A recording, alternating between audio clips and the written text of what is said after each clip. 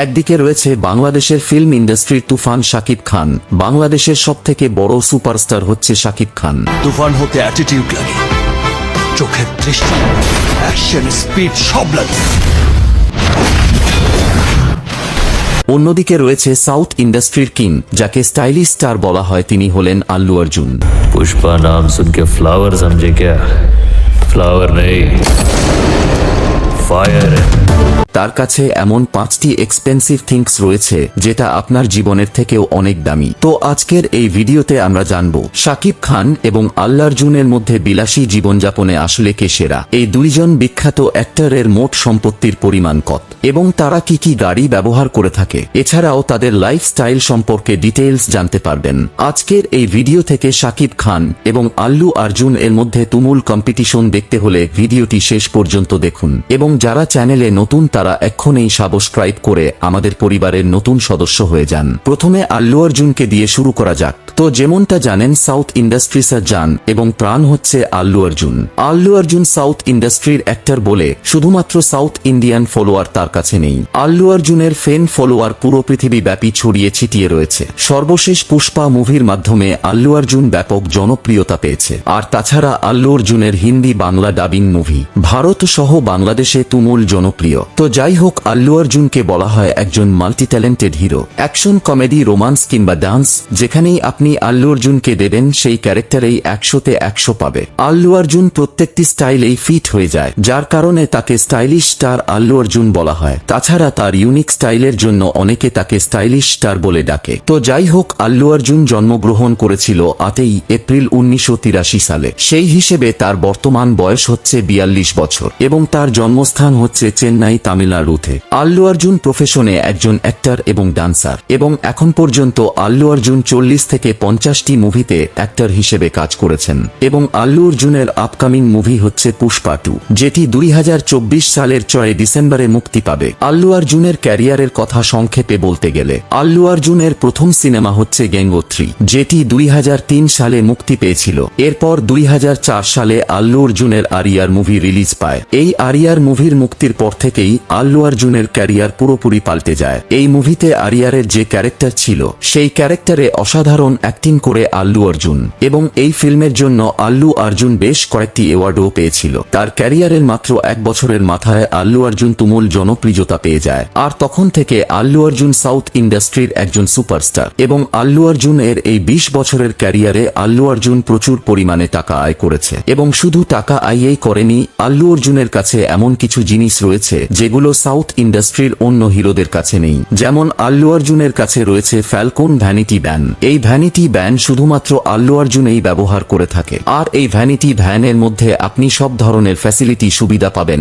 যা একটি 5 স্টার হোটেলে থাকে। মানে এটি চলন্ত 5 স্টার হোটেল বলতে পারেন। তিনি যখন এক জায়গা থেকে অন্য জায়গায় মুভির শুটিং এর জন্য যান, তখন এই ভ্যানিটি ভ্যান নিয়ে যান। এর ভেতরে লাক্সারিয়াস বেডরুম থেকে শুরু করে লাক্সারিয়াস বাথরুম এবং কিচেনও রয়েছে। এছাড়া আল্লু অর্জুনের মেকআপের জন্য আলাদা রুম রয়েছে। মজার ব্যাপারটি হচ্ছে এই পুরো ভ্যানিটি ভ্যান এর বাজার মূল্য হচ্ছে 7 কোটি রুপি। এছাড়া আল্লু অর্জুনের কাছে রয়েছে হামার H2, যেটি একটি লাক্সারিয়াস গাড়ি, এবং এই গাড়িটি তৈরি করেছে আমেরিকান এসিবি কোম্পানি হামার। অসাধারণ এই গাড়িটির মূল্য হচ্ছে 76 লক্ষ রুপি, এবং এটি আল্লু অর্জুনের সব থেকে কম দামি গাড়ি। এছাড়া আল্লু অর্জুনের কাছে রয়েছে জেগুয়ার এক্সেল, এবং জেগুয়ার এক্সেলের গাড়ির মূল্য হচ্ছে 1 কোটি 20 লক্ষ রুপি। এটি আল্লু অর্জুন বেশিরভাগ সময় ব্যবহার করে থাকে। এছাড়া আল্লু অর্জুন ব্যবহার করে থাকে একটি রেঞ্জ রোভার ভগ। এটি বর্তমান পৃথিবীর অন্যতম জনপ্রিয় একটি এসইউভি। ভারতীয় মালিকানাধীন ল্যান্ড রোভারের রেঞ্জ রোভার ভগ প্রায় সেলিব্রিটি ব্যবহার করে থাকে, এবং এটির মূল্য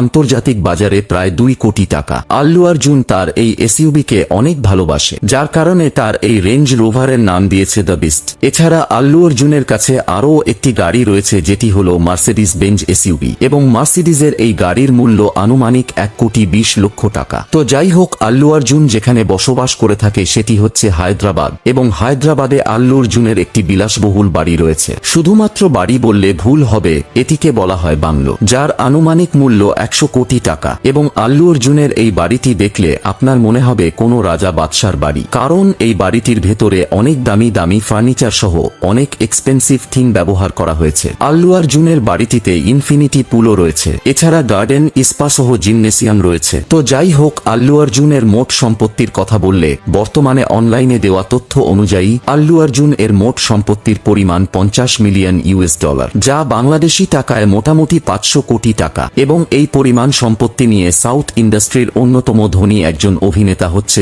আল্লু অর্জুন। তাছাড়া সাউথ ইন্ডিয়ানের হাই স্পিড অ্যাক্টরদের মধ্যে অন্যতম স্থানে রয়েছে। মজার ব্যাপারটি হচ্ছে হায়দ্রাবাদে আল্লু অর্জুনের একটি নাইট ক্লাবও রয়েছে এবং এই নাইট ক্লাবের নাম হচ্ছে 800 জুবলি। আল্লু অর্জুন সচরাচর অ্যাডভার্টাইজমেন্ট করেন না, তবে আল্লু অর্জুনের অ্যাডভার্টাইজমেন্ট করার জন্য 3 থেকে 4 কোটি রুপি নিয়ে থাকে এবং প্রত্যেকটি মুভি করার জন্য মোটামুটি 40 থেকে 50 কোটি রুপি চার্জ করে থাকে। তো যাই হোক, আপনারা হয়তো ধারণা পেয়েছেন আল্লু অর্জুন কিভাবে জীবন যাপন করে থাকে। তো যাই হোক, এবার অন্যদিকে দেখে আসি বাংলাদেশের কিং খান শাকিব খান কিভাবে জীবন যাপন করে থাকে। বর্তমান সময়ে শাকিবের মোট সম্পদের পরিমাণ 21 মিলিয়ন ডলার, যা বাংলাদেশি টাকায় 231 কোটি টাকা। মানে শাকিব খানের গাড়ি বাড়ি বাদ দিয়ে শুধু ক্যাশ টাকা রয়েছে 231 কোটি। এবং এই পরিমাণ সম্পদ নিয়ে বাংলাদেশের সবথেকে ধনী অভিনেতা কিং খান শাকিব খান।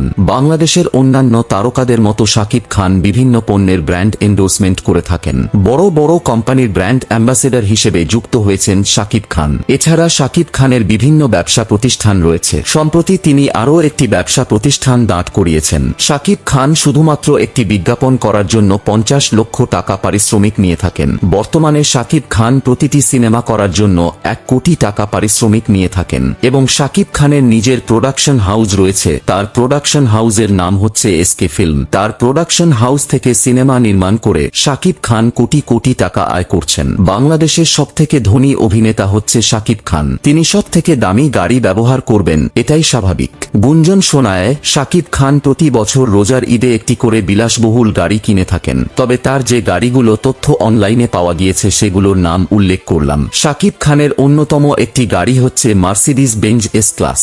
এছাড়া শাকিব খান ব্যবহার করে থাকে টয়োটা প্রাডো। তাছাড়া BMW গাড়ি ব্যবহার করে থাকে শাকিব খান। শাকিব খান যে চশমাগুলো ব্যবহার করে থাকে তার এক একটির মূল্য লক্ষ টাকা। তাই শাকিবের একটি চশমা যদি কুড়িয়ে পান তাহলে আপনি লাখপতি হয়ে যাবেন। যাই হোক, যেমনটা জানেন শাকিব খানের আসল নাম হচ্ছে মাসুদ রানা। তবে সিনেমা ইন্ডাস্ট্রি আসার পর তিনি তার নাম পরিবর্তন করে শাকিব খান রাখেন। তিনি জন্মগ্রহণ করেছেন 1979 সালে বাংলাদেশের নারায়ণগঞ্জ জেলায়। তো সেই হিসেবে তার বর্তমান বয়স হচ্ছে 45 বছর। তার উচ্চতা হচ্ছে 6 ফুট 1 ইঞ্চি। শাকিব খানের বাবার নাম হচ্ছে আব্দুর রব এবং তিনি একজন সরকারি অফিসার ছিলেন। শাকিব খানের মায়ের নাম হচ্ছে নূরজাহান। শাকিবের একজন ছোট ভাই এবং ছোট বোন রয়েছে, তবে অনলাইনে তাদের কোনো ছবি পাওয়া যায়নি। শাকিব খানের প্রেমের ব্যাপারটা হচ্ছে শাকিব খান আজ পর্যন্ত অনেক নায়িকার সাথে প্রেম করেছে, তবে বিয়ে করেছে মাত্র 2 জনকে। শাকিব খান অপু বিশ্বাসকে বিয়ে করে 2008 সালে এবং 2008 সাল থেকে 2018 সাল পর্যন্ত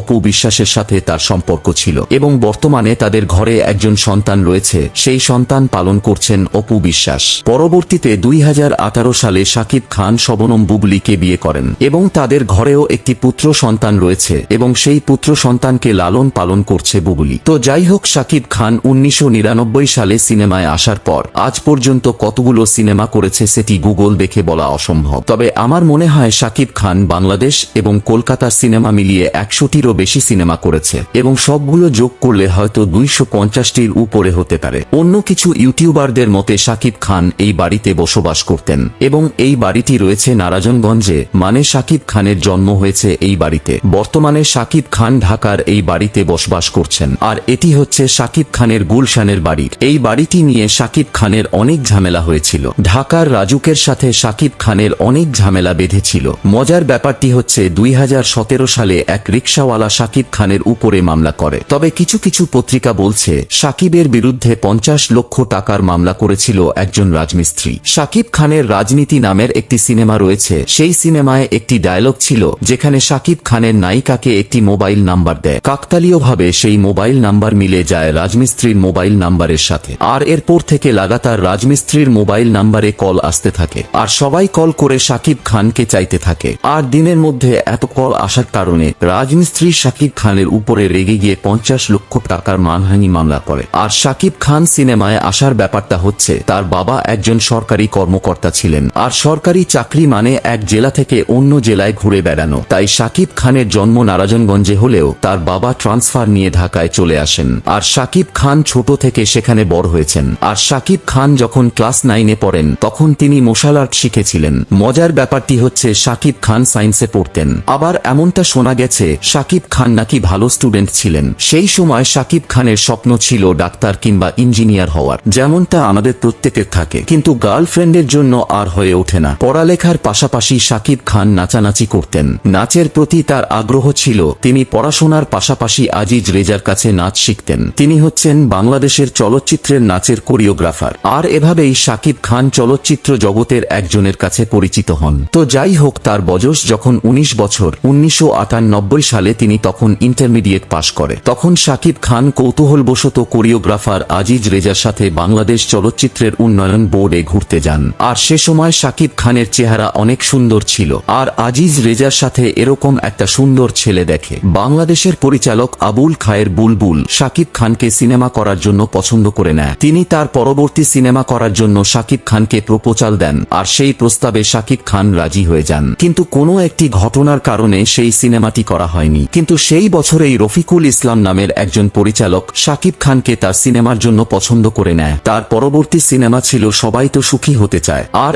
এত বড় সিনেমায় অভিনয় করার জন্য শাকিব খান রাজি হয়ে যায়। এরপর ইন্টারমিডিয়েট পাশ করে শাকিব খান আর বিশ্ববিদ্যালয়ের ভর্তি হন না। তিনি সিনেমা জগতে পুরোপুরি কাজ করা শুরু করে দেন। 1998 সালে শাকিবের প্রথম সিনেমা সবাই তো সুখী হতে চায়, এই সিনেমার শুটিং শুরু হয়। এরই মধ্যে সিনেমার শুটিং শুরু হয়। সিনেমার শুটিং চলাকালে আরও একটি সিনেমার অফার পায়। সেই সিনেমার নাম ছিল অনন্ত ভালোবাসা। তো এভাবেই শাকিব খানের দুইটি সিনেমার শুটিং একসাথে শুরু হয়। সবাই তো ভালোবাসা চাই এই সিনেমার শুটিং আগে শুরু হলেও অনন্ত ভালোবাসা এই সিনেমার শুটিং আগে শেষ হয়। আর 1999 সালে সেই সিনেমাটি মুক্তি পায়। আর এটি হয়ে যায় শাকিব খানের প্রথম সিনেমা। আর অনন্ত ভালোবাসা সিনেমার মাধ্যমে প্রথমবারের মতো শাকিব খানকে সিনেমার পর্দায় দেখতে পান দর্শকরা। তবে মজার ব্যাপারটি হচ্ছে শাকিবের প্রথম সিনেমার পারিশ্রমিক ছিল 5,000 টাকা। কিন্তু তখনকার দিনে 5,000 টাকা অনেক টাকা ছিল। তো এভাবেই একের পর এক শাকিব খানের সিনেমা মুক্তি পেতে থাকে। শাকিবের এতগুলো সিনেমা রয়েছে, সবগুলো সিনেমার নাম বলা সম্ভব না। তো যাই হোক, শাকিবের সবথেকে সফল সিনেমা হচ্ছে প্রিয়তমা, যেটি বাংলাদেশের ইতিহাসের সর্বোচ্চ আয়কারী সিনেমা। শাকিব খানের তুফান সিনেমা মুক্তি পেয়েছে, কিন্তু প্রিয়তমার মতো আয় করতে পারেনি তুফান সিনেমা। তবে গুঞ্জন শোনা যাচ্ছে প্রিয়তমার নায়িকা ইদিকা পালের সাথে আবারও নতুন সিনেমায় জুটি বাঁধবেন শাকিব খান। তো শাকিব খান এবং আল্লু অর্জুনের মধ্যে কাকে আপনি ভোট দেবেন সেটি আপনি কমেন্ট করে জানান। আমাদের কমেন্ট বক্স চেক করলেই বোঝা যাবে শাকিবের ফ্যান বেশি নাকি আল্লু অর্জুনের ফ্যান বেশি। প্রতিনিয়ত এমন ভিডিও পেতে চ্যানেলটি সাবস্ক্রাইব করে পাশে থাকুন। ধন্যবাদ।